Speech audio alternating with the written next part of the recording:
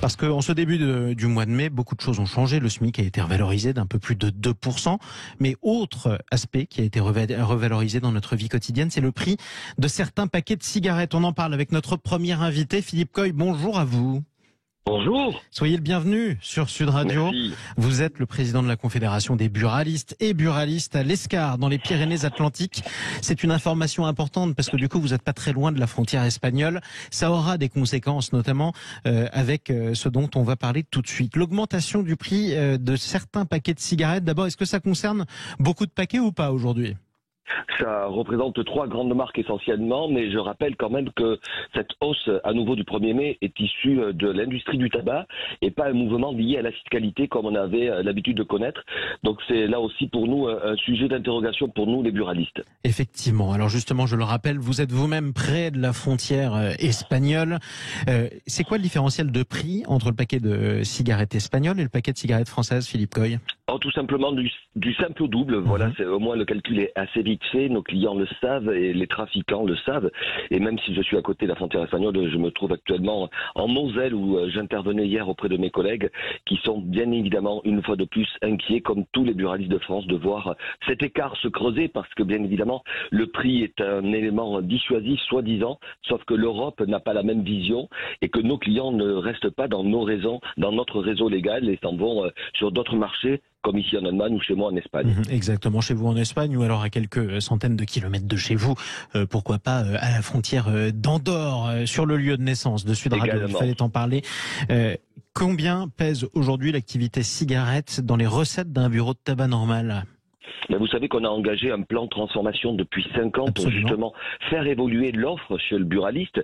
Nous sommes des débitants de tabac pour vendre ce produit sous le monopole de l'État. Donc c'est bien naturellement un poste important dans notre activité, dans notre bilan comptable. Et toute cette transformation, c'est d'abord d'être encore plus en phase avec nos clients, 10 millions par jour, d'aller en conquérir, donc et de répartir la recette, je dirais, du tabac dans la globalité de l'activité économique pour éviter ces nombreuses fermetures que je déplore depuis des années. Aujourd'hui, cette transformation est réelle. 4400 buralistes engagés. C'est un moment de résilience pour nous, mais attention de ne pas toujours déséquilibrer le marché avec ces hausses à répétition. Oui, en même temps, on pourrait se dire que depuis le temps que ça augmente assez régulièrement, c'est même plus vraiment un déséquilibre et les fumeurs ont presque pris l'habitude de ces augmentations plus que régulières. Est-ce que vous avez vu un impact de la baisse du pouvoir d'achat dans vos recettes ?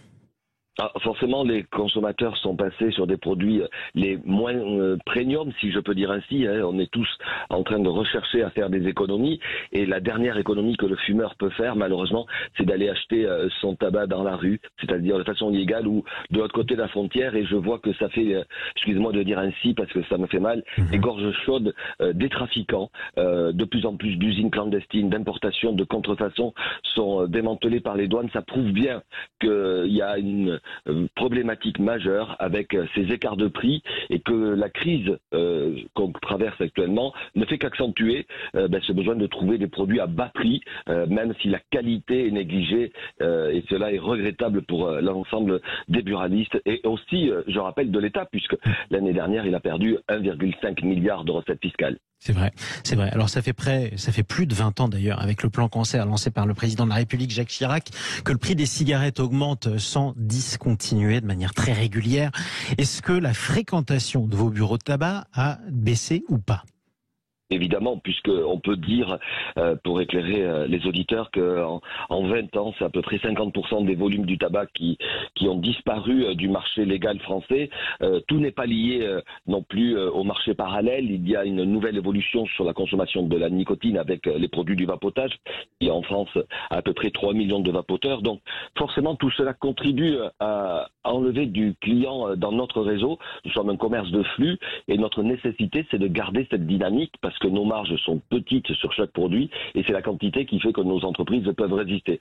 D'où cette nécessité d'aller proposer de nouveaux produits à des consommateurs pour garder cette dynamique, garder ce commerce ouvert qui est bien souvent le dernier commerce du village, le lien social essentiel. On l'a vu au moment des crises sanitaires, nous avons besoin de nous réinventer sans nous renier. Oui, de vous réinventer justement dans un monde idéal où justement on ne fumerait plus pour ne pas attraper ou contracter un cancer.